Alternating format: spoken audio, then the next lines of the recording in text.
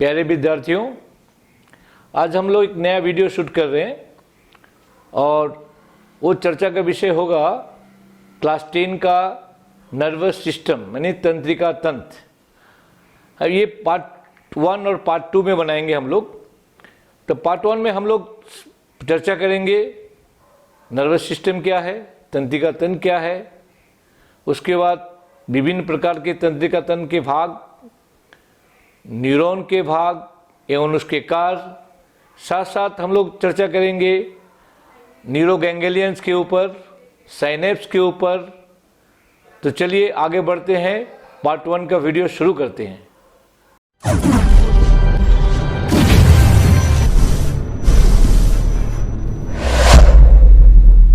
चलो आज हम लोग एक नया जो चैप्टर पढ़ते हैं उसका नाम है तंत्रिका तंत्र।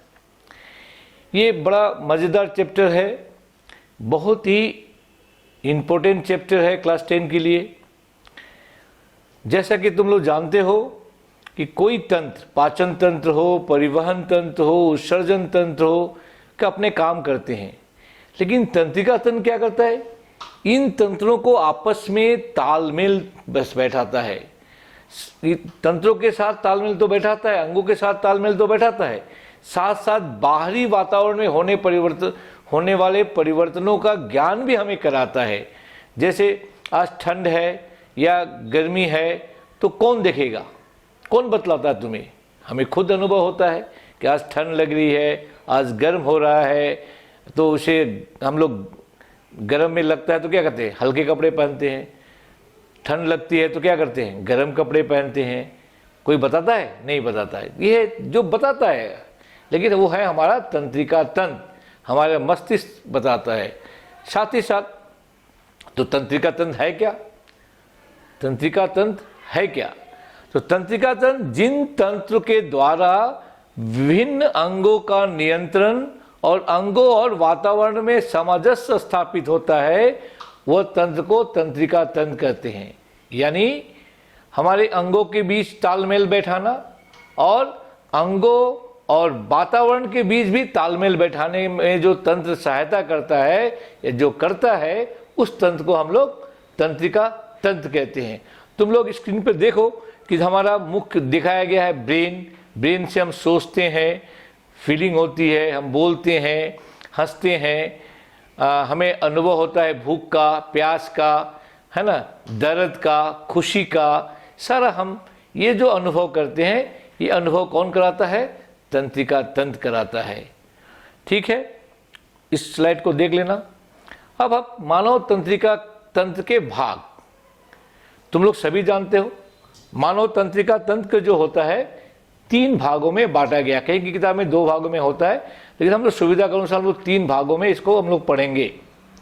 पहला जो है सेंट्रल नर्वस सिस्टम, देखो लिखा हुआ है सेंट्रल नर्वस सिस्टम, केंद्रीय तंत्रिका तंत्र। उसके बाद पेरिफेरल नर्वस सिस्टम यानी परिधीय तंत्रिका तंत्र, और श्वेत माने ऑटोनोमस तंत्रिका तंत्र। तो हम लोग पढ़ लिए कि ये जो पहला जो है, ये जो देखो केंद्रीय तंत्रिका तंत्र, ठीक है ना, इसको हम लोग सेंट्रल नर्वस सिस्टम कहते हैं। उसके बाद परिधीय तंत्रिका तंत्र, इसको हम लोग क्या बोलते हैं? पेरिफेरल नर्वस सिस्टम कहते हैं। और श्वेत तंत्रिका तंत्र यानी ऑटोनोमिक नर्वस सिस्टम कहते हैं। इसको CNS कहते हैं, सेंट्रल नर्वस सिस्टम। शॉर्ट में क्या करते हैं?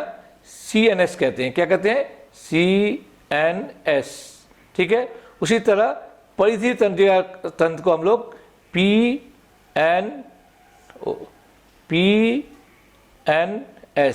ठीक है। और ऑटोनोमिक तंत्रिका, ऑटोनोमिक नर्वस सिस्टम, इसको शॉर्ट में हम लोग क्या करते हैं? CNS, PNS और ANS, ऑटोनोमिक नर्वस सिस्टम। ठीक है, चलो आगे चलते हैं भाई। अब केंद्रीय तंत्रिका तंत्र क्या है? अब देखो, केंद्र मतलब क्या हुआ? Central nervous system. यानी ये नर्वस सिस्टम हमारे 2 चीज़ों से बना होता है, ब्रेन और स्पाइनल कोड। ब्रेन कहाँ है? तुमको सभी मालूम है। कहाँ है तुम लोग का ब्रेन? घुटने पे तो नहीं है ना? नहीं, ठीक है, चलो। तो हम लोग ब्रेन सबसे शरीर के ऊपरी भाग है, स्कल में पूरा इंपॉर्टेंट हिसाब से ढका होता है ना? तो ये जो ब्रेन है ऊपरी भाग, यहाँ ये जो ब्रेन देखते हैं हम लोग, ये भाग ब्रेन और उससे ब्रेन से निकला है जो स्पाइनल कोड, ये पूरा जो धागा है दिखाई दे रहा है, इसको बोलते हैं स्पाइनल कोड। ये जो होता है ये दोनों से मिलके बना होता है और ये हमारे शरीर के अक्ष में, अक्ष का मतलब एक्सिस, शरीर के एक्सिस में होता है। तो वह तंत्रिका तंत्र जो मस्तिष्क और मेरुरज्जु द्वारा गठित होता है उसे हम तंत्रिका तंत्र कहते हैं। तुम लोग देखे होगे मेरुरज्जु कहाँ बोल दिए हम लोग? मेरुरज्जु कहाँ बोले हैं? ये मेरुरज्जु है, ये पूरा मेरुरज्जु है, मैंने स्पाइनल कोड है, यहाँ लिखा हुआ है स्पाइनल कोड मेरुरज्जु, ठीक है। और यह वेंट्रिकल, सेरिबेलम ये भी है कि ये जो भाग है ये पूरा ब्रेन का भाग, ये क्या है? ब्रेन का भाग है। तो ब्रेन और स्पाइनल कोड मेरुरज्जु से जो मिलकर तंत्रिका तंत्र बनता है उसको बोलते हैं सेंट्रल नर्वस सिस्टम या CNS, ठीक है, समझ में आया? ठीक। अब हम लोग परिधि तंत्रिका तंत्र, पेरिफेरल नर्वस सिस्टम, इसको हम लोग क्या बोलते हैं? बोलते हैं PNS, पेरिफेरल नर्वस सिस्टम। ये पेरिफेरल नर्वस सिस्टम जो है वो किससे बना होता है? अब ब्रेन से तो बन गया सेंट्रल नर्वस सिस्टम, हाँ, ब्रेन इसमें सहायता करेगा, मेरुरज्जु भी सहायता करेगा। अब देखो ये जो ब्रेन है, ब्रेन से बहुत सारे क्या निकलती हैं? तंत्रिकाएं निकलती हैं। देखो तंत्रिकाएं निकलती हैं, इसमें 12 जोड़ी निकलेगा, ठीक है। हम कुछ जोड़ियाँ बना रहे हैं लेकिन 12 जोड़ी निकलेगा, समझे? देखो यहाँ निकला हुआ है, तुम्हारे दिया हुआ है, ठीक है, ये जो यहाँ निकला हुआ है ना ब्रेन से, ये 12 जोड़ी होता है, मैंने यहाँ दिखाया तुमको।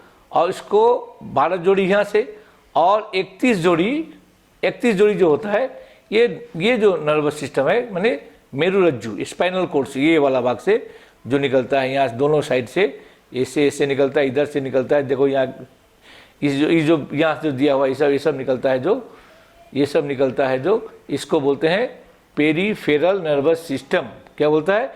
यानी पेरिफेरल नर्वस सिस्टम में होता है 12 जोड़ा क्रेनियल नर्व और 31 जोड़ा स्पाइनल नर्व, इन दोनों से मिलकर क्या बनता है? पेरिफेरल नर्वस सिस्टम,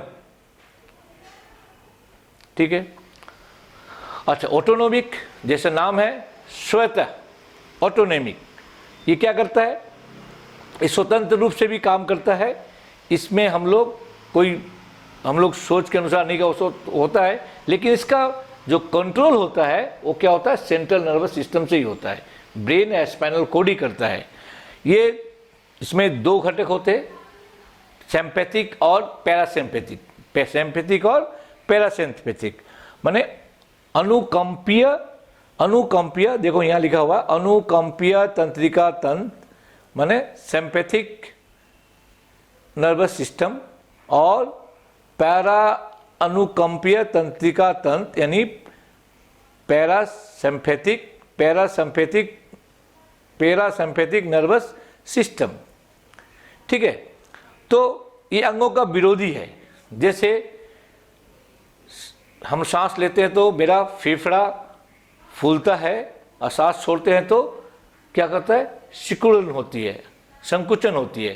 तो एक फैलाएगा, दूसरा संकुचित करेगा। हमारी आंख की पुतली एक सिकुड़ती है फिर खुलती है, एक सिकुड़ाएगा दूसरा फैलाएगा। ठीक उसी तरह हमारे अमाशय की जो दीवार है वो फैलती है और प्रोस्टेटिक मूवमेंट में करती है, फैलती है और संकुचन करती है। एक फैलाएगा दूसरा संकुचन करेगा, इसका कंट्रोल करता है। हम लोग यहाँ देखेंगे थोड़ा अच्छी तरह से। देखो यहाँ जो ब्रेन और स्पाइनल नर्व से ही हमारा निकलता है। जैसे हम लोग इस चित्र में देखो अच्छे से देखेंगे कि पैरासिम्पैथी में आँख की पुतलियाँ क्या होंगी? सिकुड़ेंगी, कॉन्ट्रैक्ट होंगी, और सिम्पैथी में ये फैलेंगी, सिम्पैथिक क्रिया में फैलेंगी। ठीक उसी तरह यहाँ देखो सेलिवेन ग्लैंड जो होगा ये क्या करेगा, क्या करेगा, स्टिमुलेट करेगा, ये क्या करेगा, इनहेबिट होगा। ठीक है, ठीक उसी तरह हमारा हृदय स्लो हार्ट बीट करेगा और सिंपैथिक में एक्सलेट करेगा, गति को बढ़ा देगा। ठीक उसी तरह यहाँ देखो हमारी जो क्या बोलते हैं, फेफड़े की जो ब्रोंकीज है, श्वास नली है, उसको संकुचित करेगा।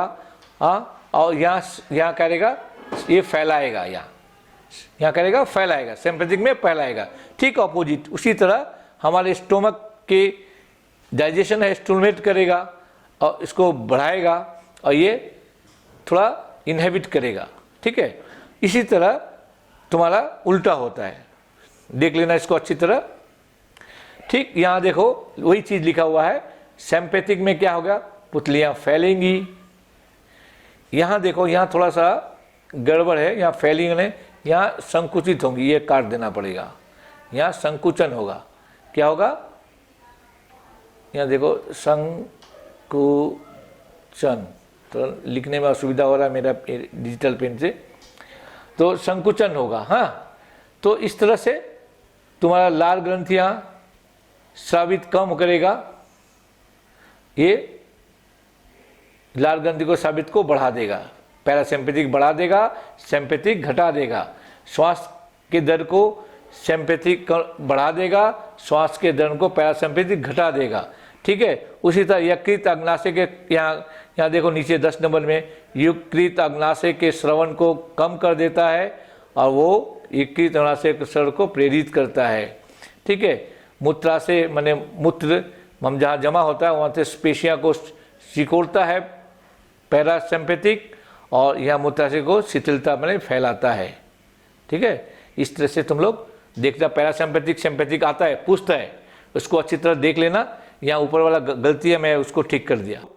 न्यूरॉन के बारे में पढ़ेंगे। देखो नेक्स्ट स्लाइड में, तंत्रिका तंत्र की इकाई है न्यूरॉन, है ना। तो भाई न्यूरॉन कहाँ है, तो हमने पहले ही कहा था कि न्यूरॉन पूरे शरीर के सर से लेके पाँव तक, उंगलियों के तक न्यूरॉन फैला हुआ है। तुम लोग पहला स्लाइड में देखा ही था तुम लोग कि सारी संवेदनाओं को ले जाना, अंदर की संवेदना को बाहर ले आना कौन करता है, न्यूरॉन के द्वारा होता है।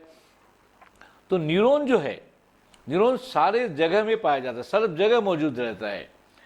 अब एग्जाम्पल है तुम लोग को, कोई कांटा चुभता है, पैर अपने आप उड़ जाता है, इतनी तेज क्रिया होती है, विद्युत की गति के से भी तेज होती है क्रियाएं।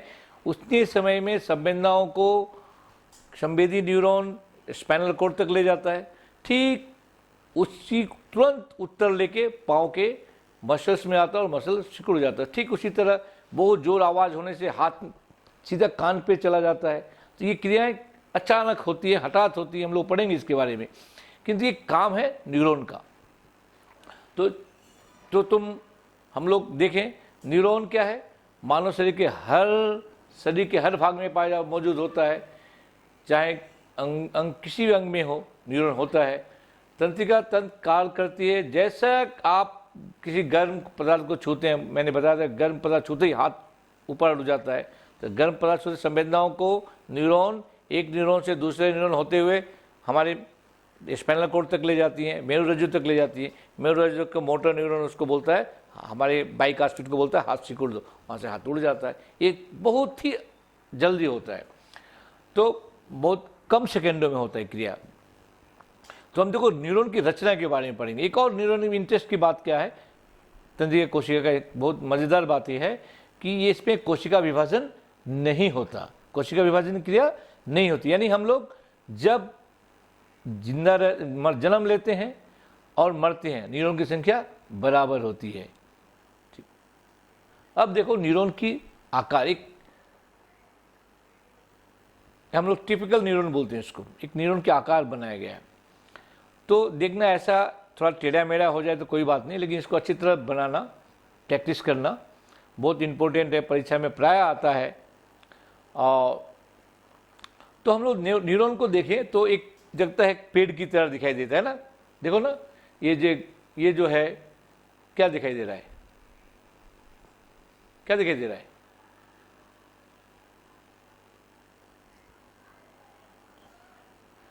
ये दिखाई दे रहा है यहाँ, क्या दिखाई दे रहा है? ये सब देखो ऊपर ये ब्रांच है ना, बार बार जा रहा है भाई। हाँ, तो हम लोग थोड़ा ऐसे देख लेते हैं, थोड़ा इंक ले लेते हैं।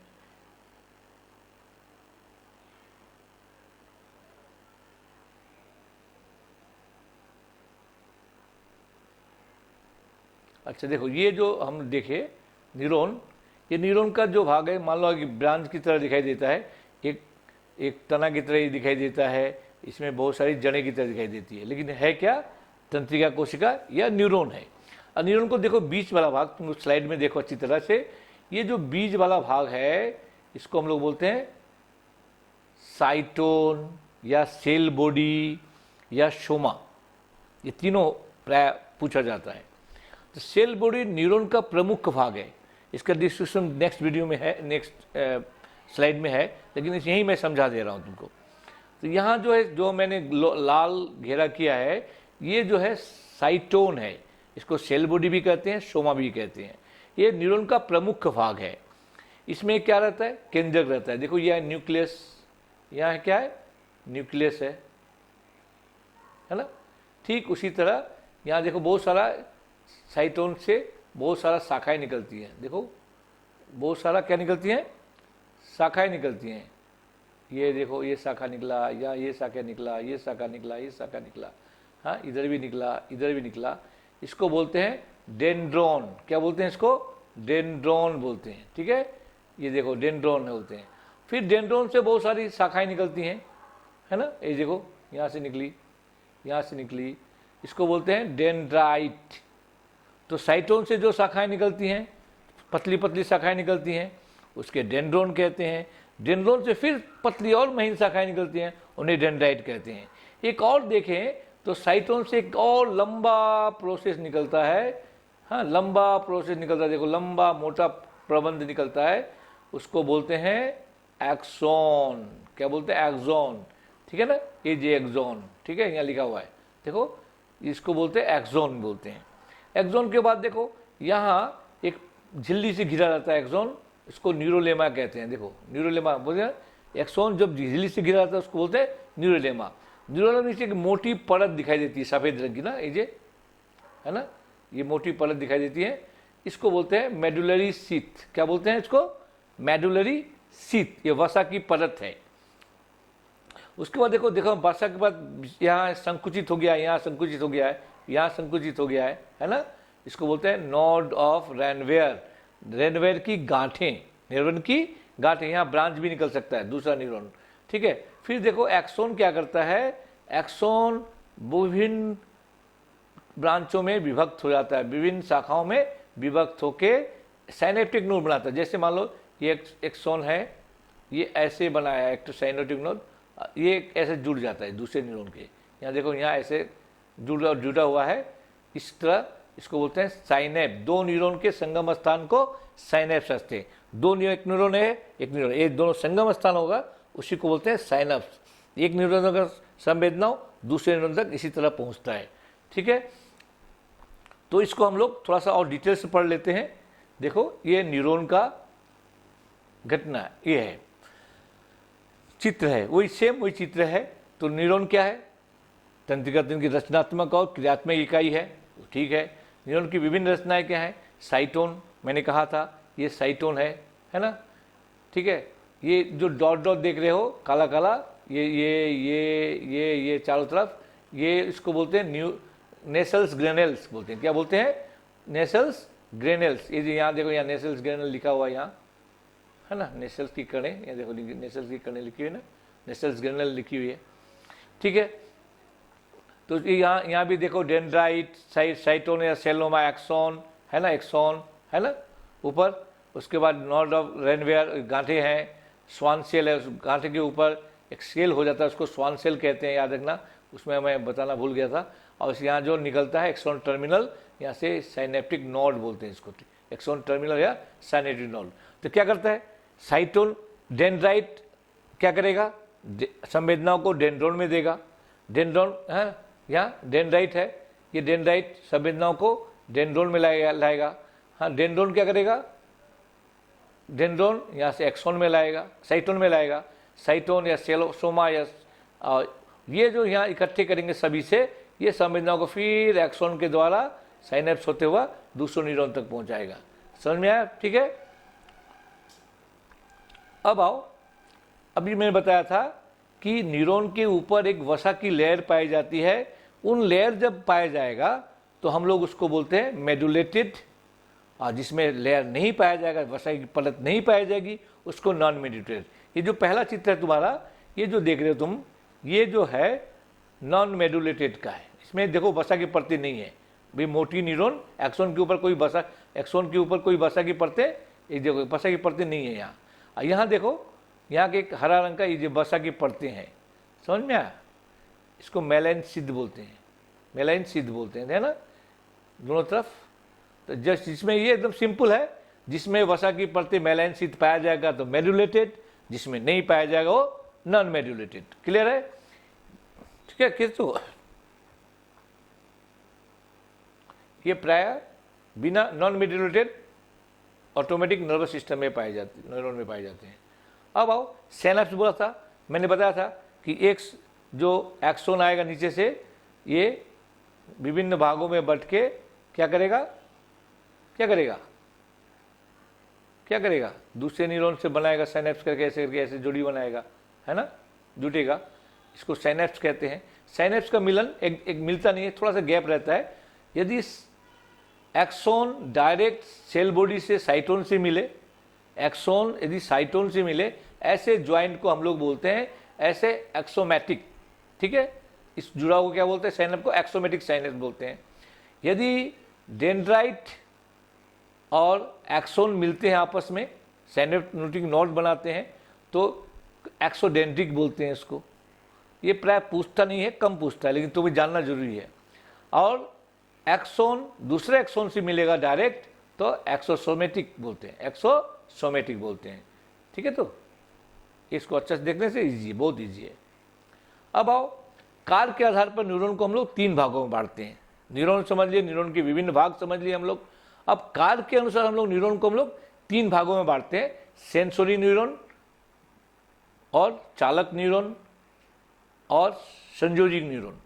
यानी sensory neuron, motor neuron, adjuster या इंटर कनेक्टेड न्यूरॉन कहते हैं। देखो ये सेंसोरी न्यूरॉन का एक तो चित्र दिया हुआ है यहाँ, सेंसोरी न्यूरॉन को, इसको देखो, ये सेंसोरी न्यूरॉन है, ये है मोटर न्यूरॉन या चालक न्यूरॉन बोलते हैं, और ये है इंटरकनेक्टेड। देखो दोनों तरफ कनेक्ट करने की यहाँ डेंड्राइट्स हैं। ठीक है,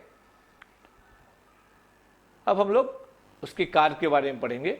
संवेदी न्यूरॉन या सेंसोरी न्यूरॉन, संवेदी न्यूरॉन या सेंसोरी न्यूरॉन, इसको एफरेंट न्यूरॉन भी कहते हैं, याद रखना इसको, एफरेंट।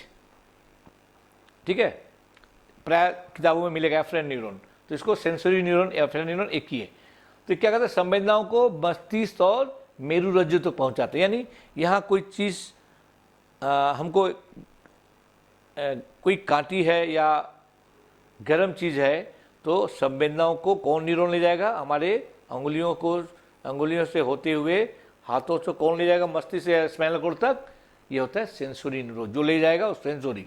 और ठीक मस्तिष्क और मेरुरज्जु यानी स्पाइनल कॉर्ड भी वो न्यूरॉन को जो आदेश देगा, उसको आदेश तक अंगों तक ले जाएगा, उसको बोलते हैं प्रेरक न्यूरॉन या मोटर न्यूरॉन या इफरेंट न्यूरॉन, ये सॉरी इफरेंट न्यूरॉन।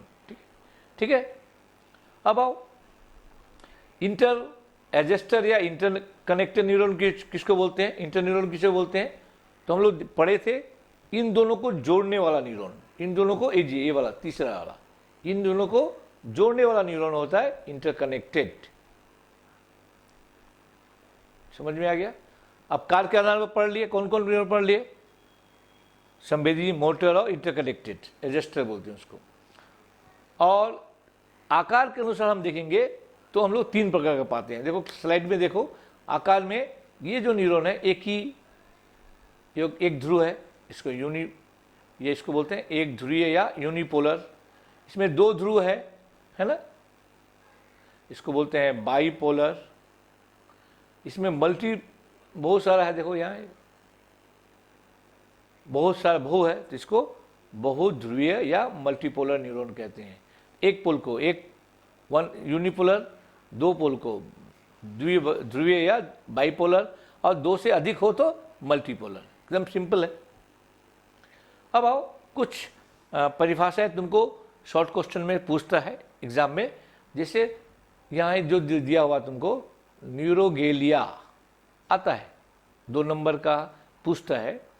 तो जैसे मैंने बताया कि न्यूरॉन नए न्यूरॉन नहीं होते, यदि न्यूरॉन कोई नष्ट हो गया उसको एक ऊतकों का समूह, कोशिकाओं का समूह बन जाता है और एक स्थान ग्रहण करता है जो न्यूरॉन का काम करता है, नष्ट हुए न्यूरॉन का कार्यभार संभालता है।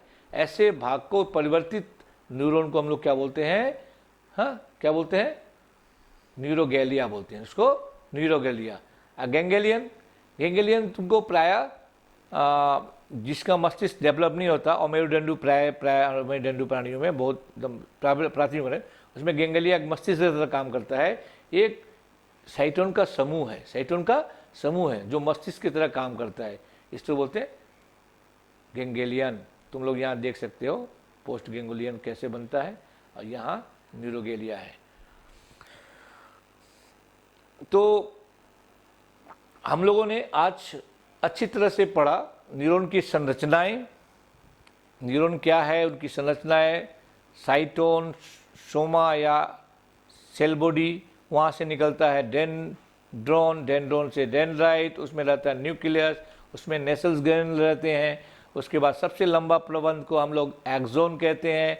एक्सोन लास्ट में टर्मिनल होके दूसरे न्यूरॉन से जुड़ता है, उसको साइनेप्स कहते हैं। 2 न्यूरॉन के संगम साइनेप्स को हम लोग 3 प्रकार का देखे। उसी तरह हम लोग यदि एक्सोन के ऊपर मेलानिन है तो हम लोग मेलिएटेड न्यूरॉन बोलते हैं, इसमें मेलानिन नहीं है उपस्थित तो नॉन मेलिएटेड न्यूरॉन बोलते हैं। तो हम लोग ने कार्य के अनुसार 3 प्रकार के तंत्रिका कोशिका को पढ़ा, यानी sensory neuron, motor neuron, interconnected neuron पढ़ा। उसके बाद आकार के अनुसार एक ध्रुवीय, द्विध्रुवीय और बहुध्रुवीय बना। उसके साथ हम लोगों ने न्यूरोगेलिया और गैंग्लियन को पढ़ा। तो आज का जो पार्ट 1 वीडियो है वो कंप्लीट होता है। अच्छा से देखना इसे, कहीं भी समझ में नहीं आए तो कमेंट बॉक्स पे जाओ और उसको क्वेश्चन पूछो, मैं उसका उत्तर दूंगा जल्द से जल्द। और वीडियो को लाइक और सब्सक्राइब ज़रूर करो। तब तक के लिए बहुत बहुत धन्यवाद।